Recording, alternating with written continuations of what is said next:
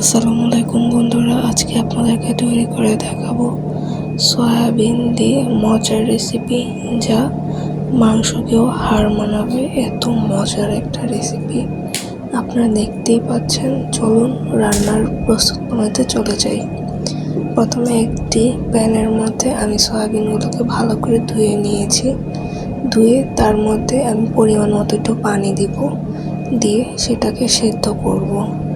কিছু সময় সিদ্ধ করার পর যখন ফেনা উঠবে, তখন এগুলো ফুলে উঠবে কিছুটা, তখন বুঝে যাবেন যে এটি হয়ে গিয়েছে। তখন এটিকে নামিয়ে একটু ঠান্ডা পানিতে ধুয়ে রাখবেন এক সাইডে।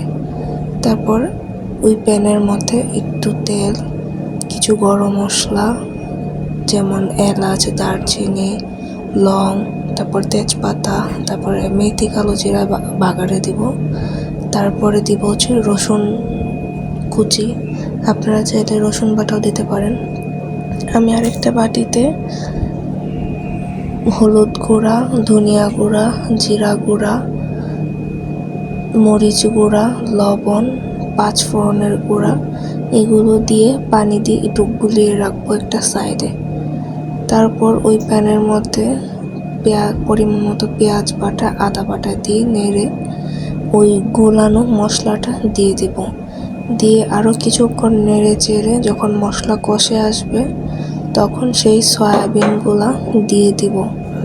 সয়াবিনগুলা দিয়ে কিছুক্ষণ নাড়াচাড়া করে যখন কষা কষা হয়ে যাবে, তখন তার মধ্যে পরিমাণ মতো পানি দিব। আমি সব কিছু পরিমাণ মতো দিয়েছি, আপনারা বুঝে ঠিক করে দিবেন।